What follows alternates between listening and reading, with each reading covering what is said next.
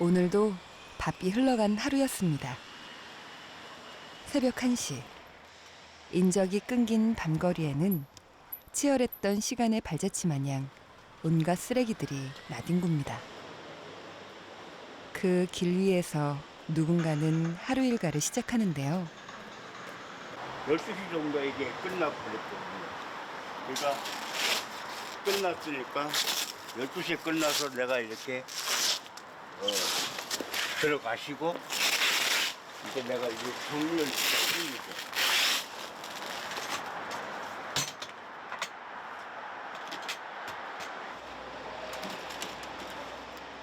자정이 넘어 문을 닫은 노점상 포장마차를 보관소에 옮겨놓고 영업을 시작하기 전인 오후 3, 4시경이면 다시 제자리에 갖다 놓는 일입니다.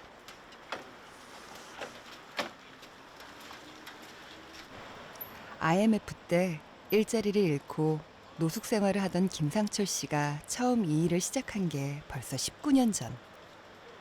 그동안 쉬는 날도 없이 매일 밤낮으로 반복해온 일상입니다. 꽤 무거워 보여요? 네, 이건 무거워요. 이게 기본 짐 안 실렸을 때 한 150kg 정도 빈자만. 이게 짐 실었을 때는 조금 무겁다고 봐야 돼요.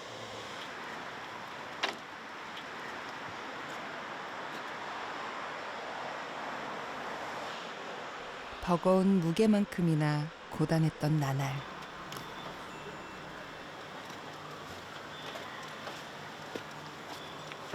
이건 얼마예요? 이건 15만 원. 15만 원 한 달에 몇 개를 하시는 거예요? 네? 몇 개를 옮기시는 거예요? 요거는 원래 13개인데 지금 그 코리아 때문에 한 5개? 일감이 급격히 줄어든 바람에 폐지를 줍는 손이 더 바빠졌습니다.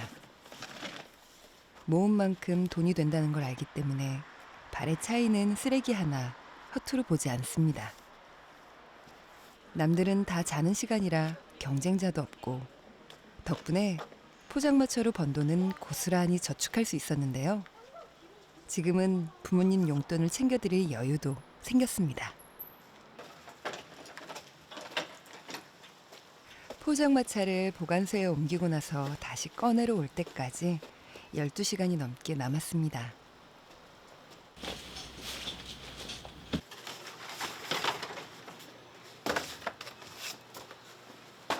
박스 가지러 다니는 데가 정해져 있나 봐요. 아니요, 저희들이 게 아니고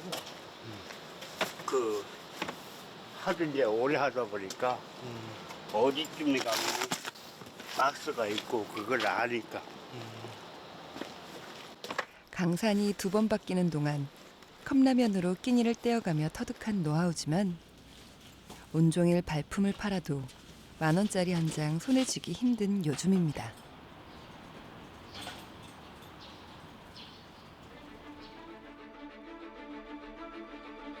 고물은 종류에 따라 등급이 나뉘는데요. 그 제일 밑바닥에 박스가 있습니다. 같은 무게, 같은 종류라 할지라도 급수에 따라 가격은 천차만별. 페트병처럼 물은 플라스틱인 물냉이는 딱딱한 플라스틱인 따대기보다 쌉니다.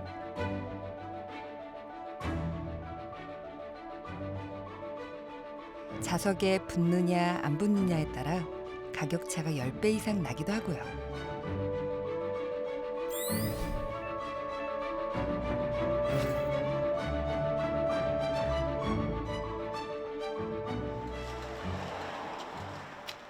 크기는 중요하지 않습니다.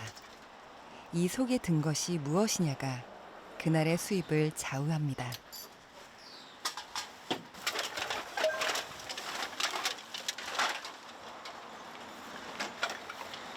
이거 그럼 며칠 모은 거예요? 한 열흘 넘었습니다. 열흘? 그동안 들인 시간과 노력도 따지지 않죠. 왜요? 얼마요?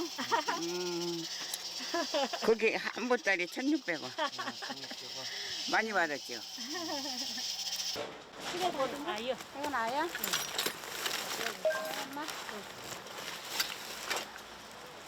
엎친 데 덮친 격으로 고물값은 다달이 최저가를 갱신하고 있습니다. 땡김에 주소는 못 안았다는 가져온다. 얼마나 주시면 돼요? 어우, 우리는 할아버지랑 둘이서 뭐 계속 붙어 있는데 뭐. 매일? 그러네. 9,000원. 수고하셨어요. 예.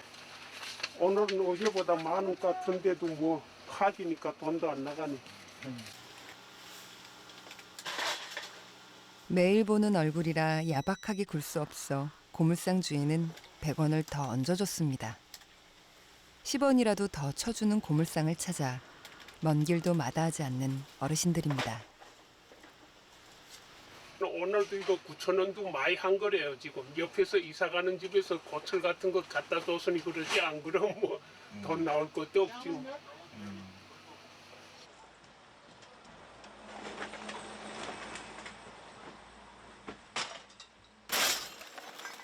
돈이 되는 건 철, 구리, 알루미늄 같은 금속이지만 사람들이 가장 많이 팔러 오는 건 제일 저렴한 펫박스입니다.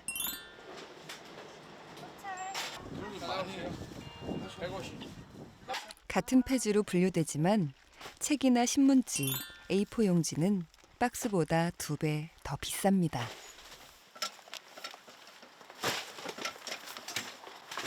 손님이 갖고 왔는데 이렇게 섞어 갖고 와갖고 이제 양캔만 고르는 거예요. 양품? 양캔, 알루미늄 캔만 고르는 거예요.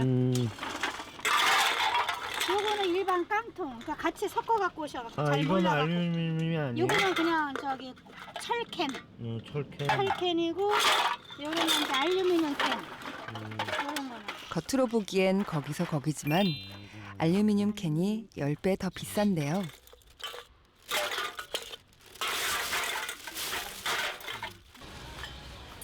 웬만큼 숙련된 고물상도 한눈에 알아보긴 어렵습니다.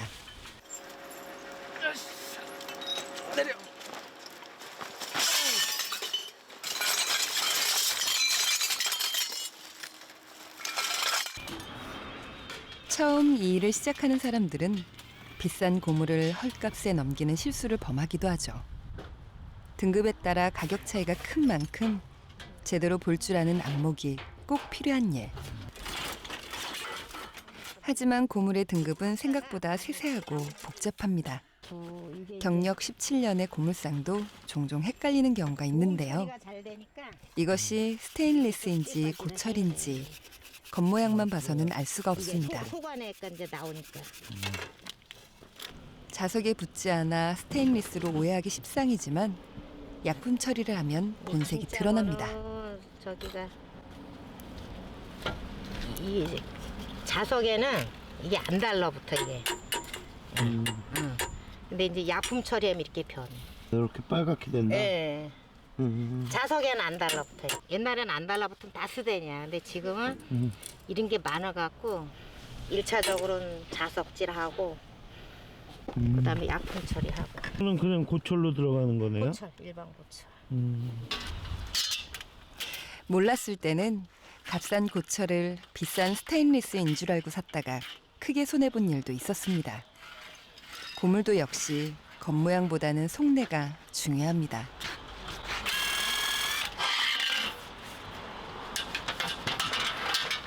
이제 알루미늄.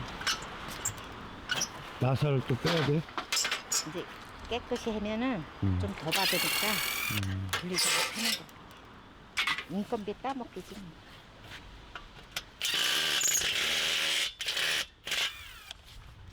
안 바쁠 때는 잡고 바쁠 때는 내버려둬서 팔고. 아침 7시부터 저녁 7시까지 고물상의 문을 여는 동안은 할 일이 끊이지 않는데요. 중국으로의 수출길이 막힌 데다 외국에서 값싸고 질 좋은 고물을 수입하는 곳이 늘면서 고물값은 작년에 비해 반토막이 났습니다.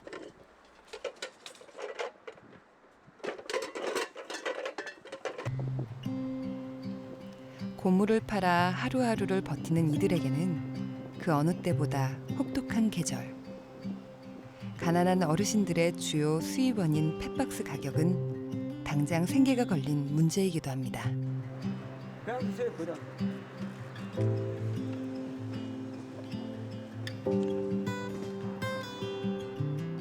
한 사회적 기업은 시세보다 훨씬 비싼 값에 펫박스를 사들이는 중입니다.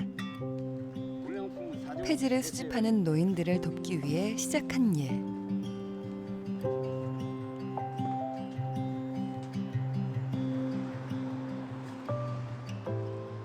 여기서 받아주시면 많이 좋고 가격도 많이 쳐준다 아닙니까? 저쪽에 가면 곰탕 나오면 엉망이야, 엉망. 그 여기 오면 좋아하는 지금 한 2개월 동안 못 왔으니까 제가 매주 수요일만 이렇게 20kg 내지 30kg 주워가지고 엄선해가지고 싣고 오는 겁니다. 오염되고 찢어진 건 어쩔 수 없이 고물상에 내다 팔고 깨끗한 박스만 골라 이곳을 찾는데요. 고물상에서는 1kg에 40원 하는 박스가 여기서는 300원입니다.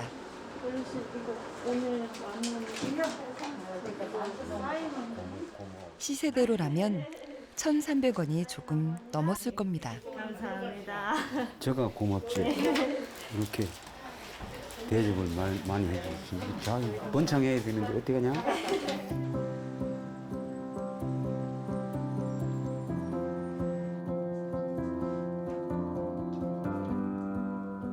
어르신들에게서 사들인 펫박스는 근사한 작품으로 재탄생합니다.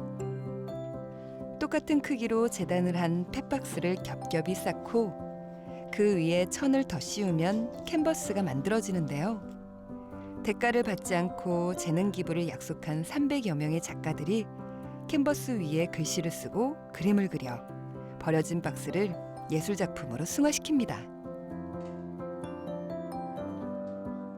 요즘은 이제 택배 때문에 박스도 버려지는 박스도 많은데 그것이 그냥 재활용되는 거에서 끝나지 않고 그거를 좀 더 가치 있게 만들어서 업사이클링 할 수 있다는 거에 굉장히 좋은 느낌을 받았습니다. 작품을 판매한 수익금은 다시 폐지를 수집하는 노인들을 위해 쓰여집니다. 이 기업의 존재 이유이기도 하죠. 저 스스로 뻔한 일상에 좀 이렇게 지치고 있을 때 뭔가 저의 열정과 에너지를 다른 곳에 좀 써서 좀 사회에 좀 도움이 되는 일을 하고 싶다라는 이제 막연한 생각을 했었어요. 그러다가 우연히 출근길에 이렇게 언덕배기에서 니어과하고 유모차도 없이 이제 폐지를 이렇게 허리에다 딱 묶고 머리에 이고 경사도로 올라가는 어르신을 목격하게 된 거죠. 그걸 딱 찍는 순간 좀 심각한 문제이구나, 내가 생각한 것보다 더 심각하구나를 느끼게 됐고 그때부터 이 문제를 좀 해결해야겠다는 마음을 가졌어요. 폐지를 줍는 어르신들은 하루 종일 일을 해도 최저시급 8,590원을 손에 쥐기가 어렵습니다. 상대적으로 힘이 약한 할머니들에겐 더 쉽지 않은 일인데요. 이곳에서는 1시간에 그 돈을 벌 수 있는 일자리를 제공합니다. 하루 2-3시간 앉아서 가위질을 하고 풀칠을 하면 며칠 동안은 발품을 팔러 다니지 않아도 되죠. 폐지를 줍는 건 달리 일할 곳이 없어서이기도 합니다.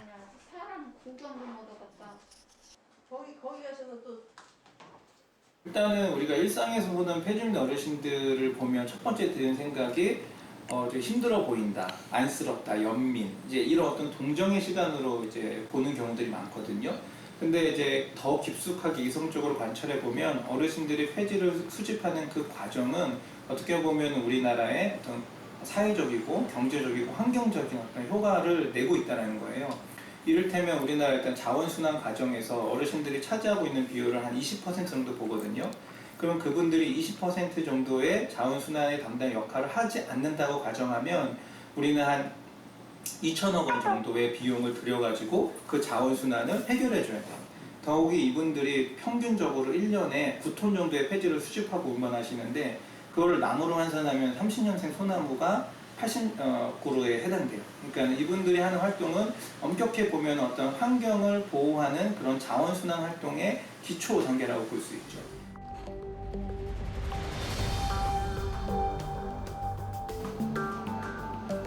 쓰레기로 배출되는 폐지는 갈수록 늘고 있습니다. 최근에는 코로나 바이러스 때문에 배달 물량이 급증하면서 그 양이 더욱 늘었는데요. 매일 쏟아져 나오는 폐지들은 고물상을 거쳐 재활용 처리 시설로 다시 제지 공장으로 옮겨져 새로운 모습으로 거듭납니다. 그 과정에서 폐지를 줍는 어르신들의 역할은 결코 작지 않습니다.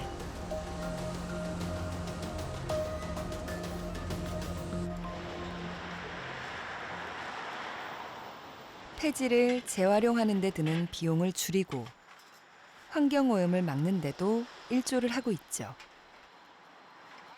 이분들이 아니었다면 골목마다 쓰레기가 넘쳐날지도 모를 일입니다. 쓰레기를 폐기물이 아닌 자원으로 바꾸는 일. 폐지를 수집하는 어르신들은 가장 밑바닥에서 그 일을 담당하고 있었습니다. 하지만 일의 무게에 비해 대가는 참으로 보잘것이 없습니다. 그럼 오늘 몇 시부터 나와서? 새벽 1시부터 이렇게 나오고 그러는 게 돈 만 원 벌자고. 잠자는 시간까지 아껴도 형편은 나아지지 않습니다. 잠 못 자는 게 문제가 아니라 폐기값이 싸는 게 지금 그런 사람들 봐. 저기 저 노인네 허리 구부정하고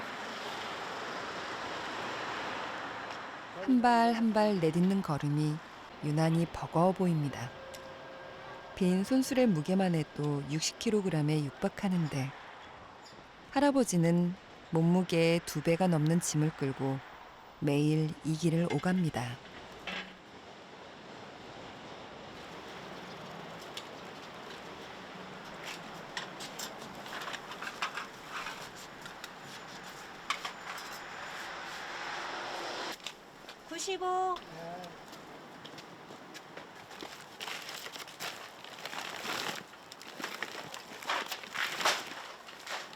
내가 많지. 90세지 90세. 아 90세. 내가 막 죽을 때 넘었어. 그래서 건강하시는데요? 죽을 때 넘었다고. 17년 전 고물상이 처음 문을 열었을 때부터 할아버지는 단골 손님이었는데요. 돈이 줄어서 어떻게 하세요 요즘은?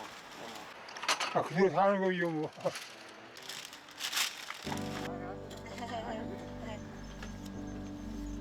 그래도 이곳에 오면 적적하지 않아 좋았습니다. 뒷주머니에 고이 접어 넣은 1,000원짜리 2장으로는 밥 한 끼조차 사 먹을 수 없습니다. 지금보다 일을 늘리자니 마음만큼 몸이 따라주지 않습니다.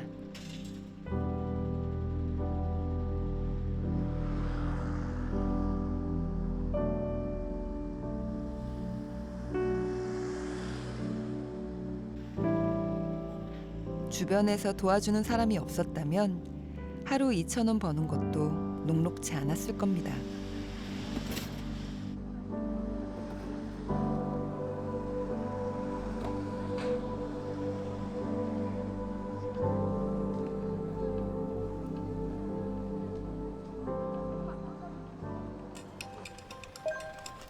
보건복지부가 3년마다 실시하는 노인 실태 조사에 따르면 폐지를 수집하는 어르신들의 숫자는 2017년 기준 6만 6천 명이 넘는데요. 폐지를 줍는 이유로는 생계비 마련을 위해서라는 대답이 가장 많았습니다.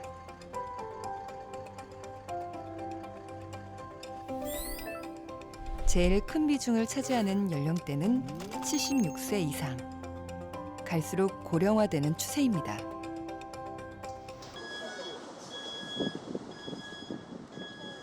고물을 주우러 다니는 길에는 늘 위험이 도사리고 있습니다. 무슨 다 고물 되는 거예요.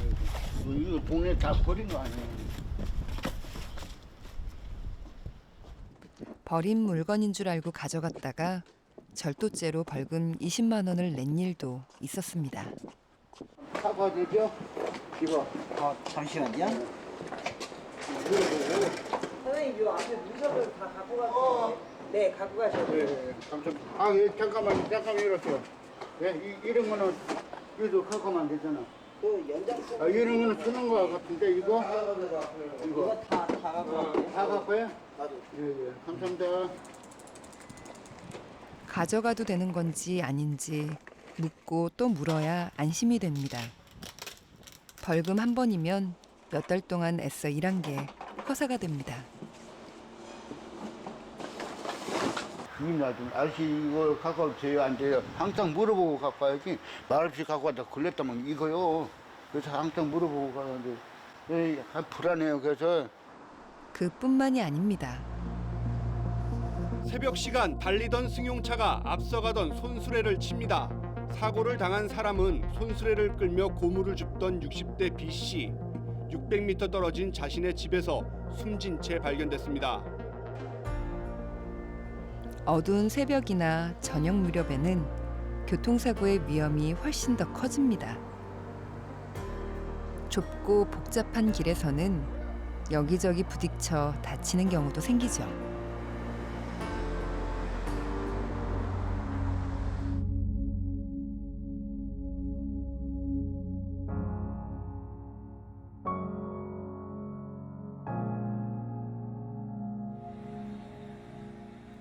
온갖 위협에도 고무를 줍는 일을 멈출 수 없는 건 가난 때문입니다.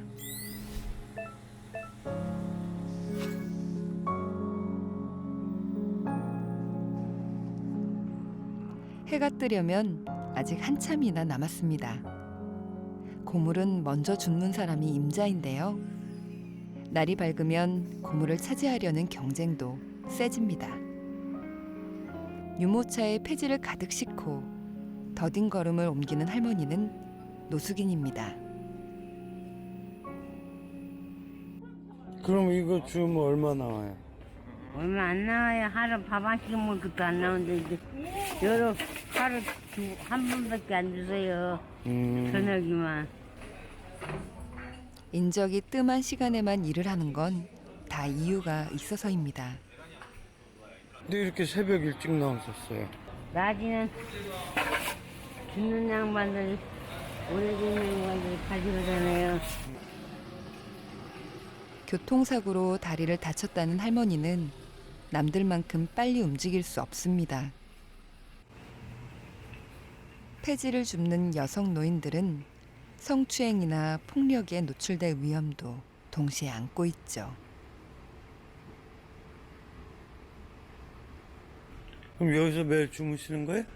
그냥 앉아서 졸다 밤새고 새벽에 문 열고 다 치고 청소하고. 고물을 줍는 일은 늘 힘없고 가난한 자들의 몫이었습니다. 일제강점기 때부터 있었다는 넉마주의가 대표적인데요. 60, 70년대는 헌책이나 낡은 고무신을 들고 가면 엿으로 바꿔주는 고물 장수를 동네마다 쉽게 볼 수 있었습니다.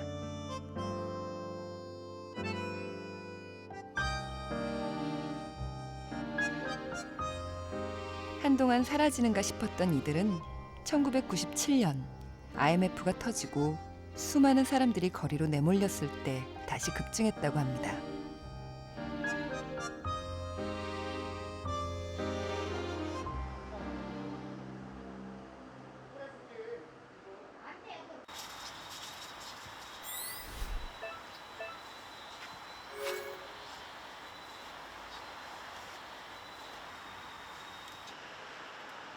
손수레에 가득 실린 고물에는 그동안 들인 시간과 노력이 고스란히 담겨 있습니다. 왜 이렇게 많아요? 며칠 신고하는 거예요, 지금? 아, 며칠씩? 그럼요. 이거 빼. 아이고 이거 한 달이나 매하는 거야. 한 달? 고물은 차곡차곡 쌓은 무게만큼 돈이 됩니다. 6,600원. 수고하셨습니다.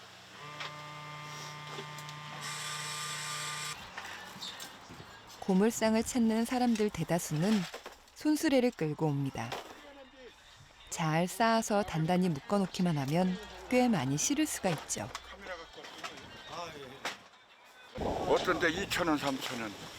많이 해도 10,000원이야. 아주 기술구나. 없어.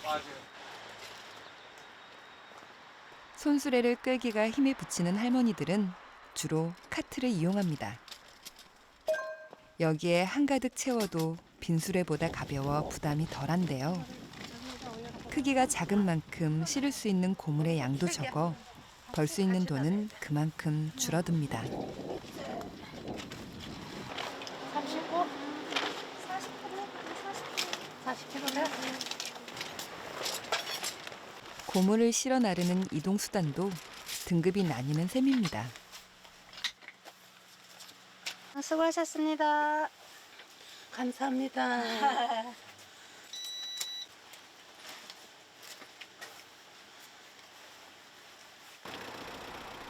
카트나 손수레를 끌고 다니는 일명 도복꾼에게 1톤 트럭은 부러움의 대상입니다. 이동하는 시간을 줄이고 고물을 찾아다니는 지역은 넓힐 수 있기 때문입니다. 뭐 많이 가져오셨네요? 이제 플라스틱 같은 거 이런 거 숨겨놓은 돈도 안 들고 그전이면 그래도 제법 되는데 이빨 한 살 여기 딱 따고 막 그래도 2만 원도 못 돼요. 트럭 하나로 노부부의 생계뿐만 아니라 아픈 자식의 뒷바라지까지 감당해야 합니다.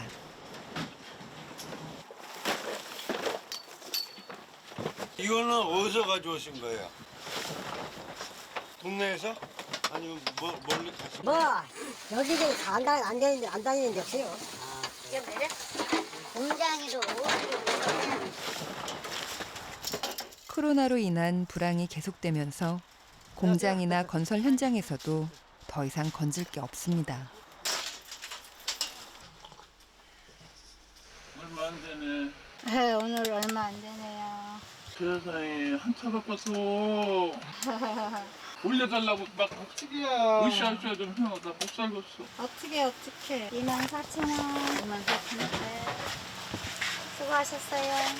세수 좀 오늘 한 번 더 오고. 나오시고. 그렇다면 월요일 날 오고. 오늘도 동네 고물상에는 볼멘 소리가 끊이지 않습니다. 너무 싸서 못 해먹겠다고. 힘이 이게 사실은 남이 보기에 우스워도 이게 엄청 중노동이거든요. 일 해는 거에 비해서 돈이 안 나와요, 진짜. 일 해는 거에 비해서.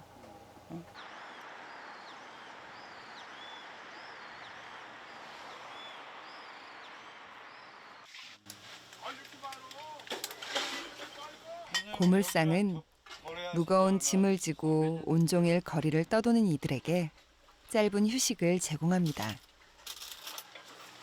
12,200원. 네. 아, 수고하셨습니다. 예.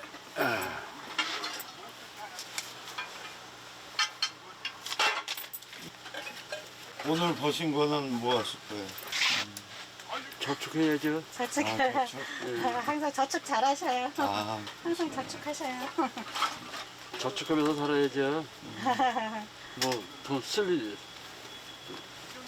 일이 또 있지. 1,000원짜리는. 알았어요. 아, 이거 돈 좀 바꿔 가시는 거예요? 이제 100원짜리 모아지면 또 이제 지폐로. 고물상이 아니면 은행에 갈 시간도 커피를 마실 여유도 한 끼 식사를 해결할 돈도 넉넉지 않은 사람들입니다. 그때 때는 공부를 하도 없으니까 한 5천 원 벌 때였어요. 그냥 다리만 아프고 왔다 갔다 하니 다리만 아프고 해가지고. 고물을 줍다 보면 끼니를 거르는 일은 다반사입니다. 망치를 빌려가면 어쩌냐니까. 고물상이 문을 닫은 일요일이 하루 세 끼를 챙겨 먹는 유일한 날입니다.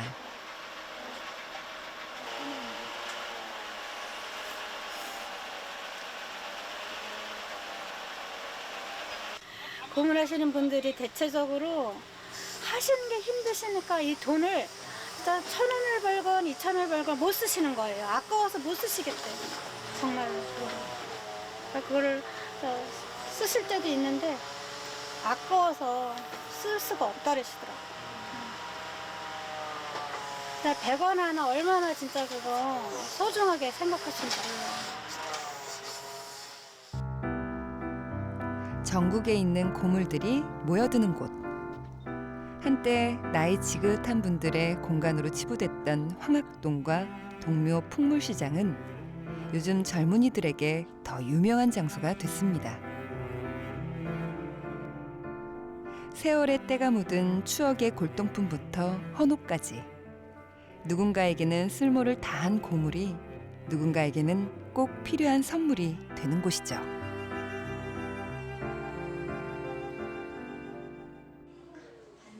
헌옷은 고물 중에서도 제법 쏠쏠한 편이었습니다.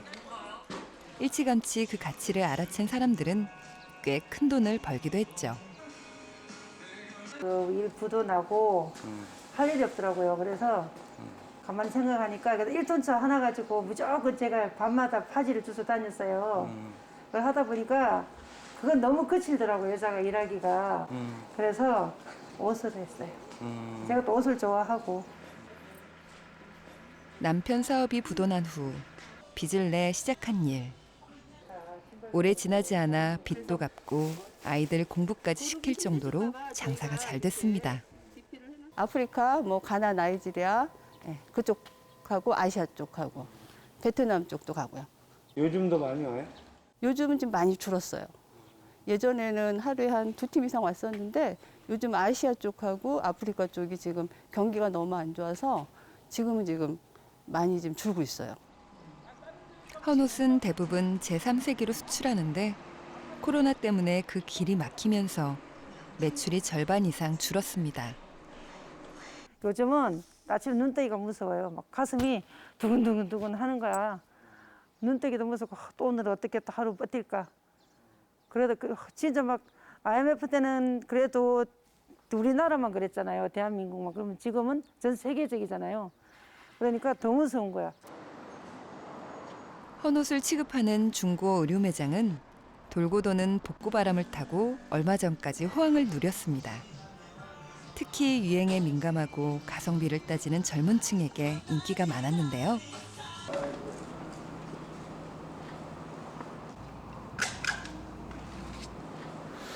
이제 손님들 오시면 야, 너네들 이렇게 다 버린 거 주워가지고 파는 거 아니냐 그러시는데 예전에는 뭐 그런 경우도 있었지만 요즘은 이 구제라는 품목이 유통의 한 종류가 돼가지고 그거를 모아서 상품화하기 위해서는 창고도 얻어야 되고 뭐 기사 월급도 줘야 되고 차량도 사야 되고 모두 해가 준비하는 게 그냥 저희들이 뭐 웬만한 커피숍이나 치킨집 매장하는 차리는 비용이나 마찬가지로 들어요.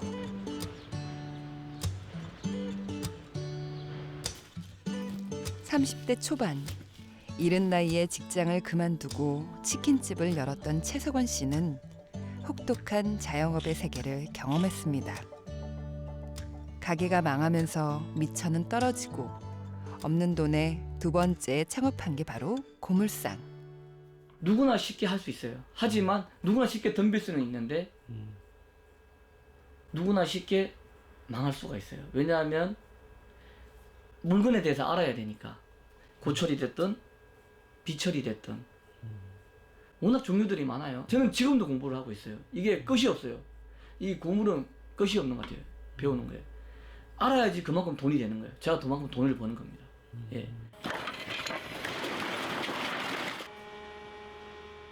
몇 년 전까진 고물상도 꽤 유망한 직종이었습니다. 대학을 졸업하고 20, 30대 젊은 나이에 창업을 하는 사람들도 많았죠. 사업을 망해본 경험이 있는 최석원 씨는 지인을 따라다니며 꼬박 3년 동안 힘들게 일을 배운 후에야 비로소 고물상을 열 수 있었습니다.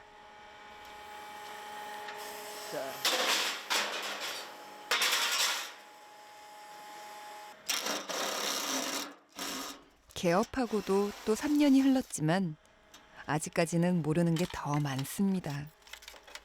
고물상은 크게 소상과 중상, 그리고 대상으로 나뉘는데요. 이곳처럼 폐지를 줍는 어르신들에게서 주로 고물을 사들이는 데는 수상입니다.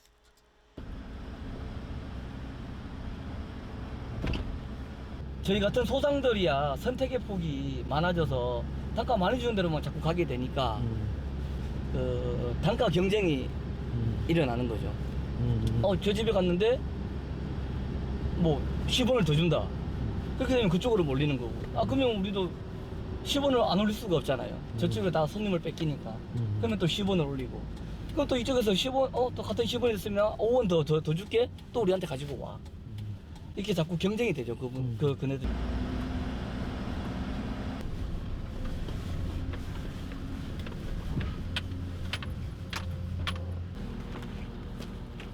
규모가 작은 소상이 사들인 고물은 보통 부지가 2,000평 이상 되는 중상에 되팝니다.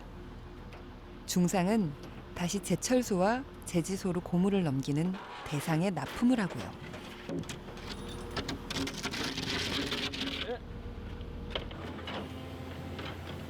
중상인 거래처를 들를 때마다 최석원 씨의 꿈은 한 뼘씩 더 커집니다. 어려운 이웃에게 일자리를 제공하고 수익금으로 다시 힘든 사람들을 도울 수 있는 고물상이 그의 바람입니다.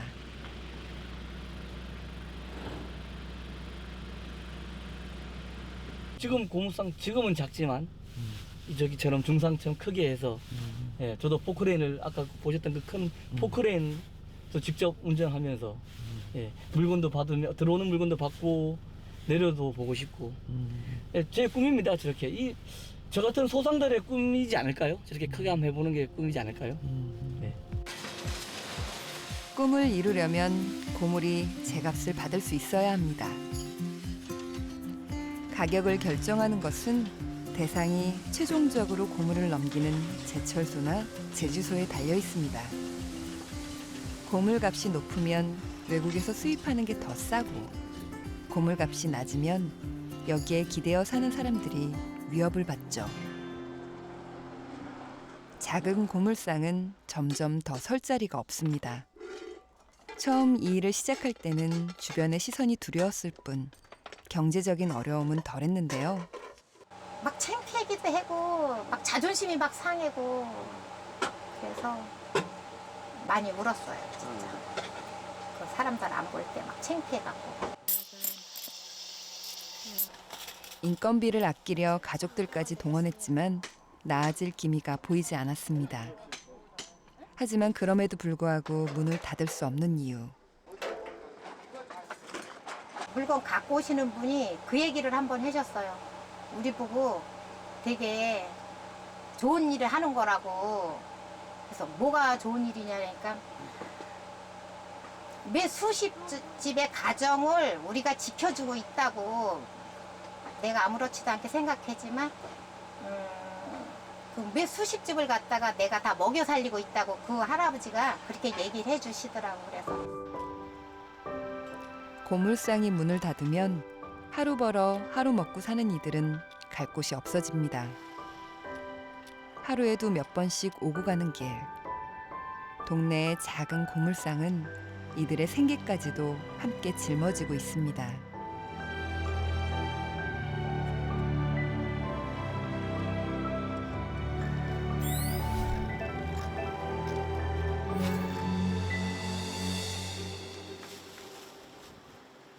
장애가 있는 최신일 씨는 주변 사람들의 도움이 절실합니다.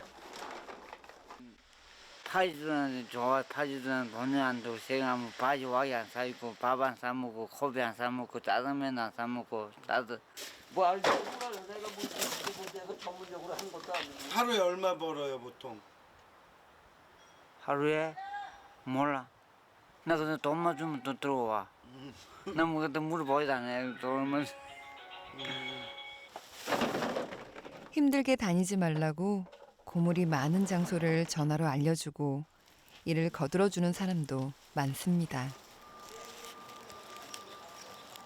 벌써 여기 나오니까 이런 거 주니까 나보다 팔라니까 내가 안 팔고 그냥 줘버리는 거예요. 서로 공생하는 거예요. 그러니까 그 겁생하고. 스스로 원해서 고물을 줍는 삶을 선택한 사람은 많지 않을 것입니다. 생계가 막막해서 일자리가 없어서 어쩔 수 없이 고되고 힘든 여정을 계속할 수밖에 없을 텐데요. 쓰임새를 다한 물건이나 쓸모없이 된 사람을 비유하는 말. 고물은 사전에 적힌 의미 외에 또 다른 뜻이 숨어 있습니다. 폐지가 예술작품이 되고 고철이 새 생명을 얻듯 다시 시작할 수 있다는 희망. 그 희망이 있기에 삶은 오늘도 계속됩니다.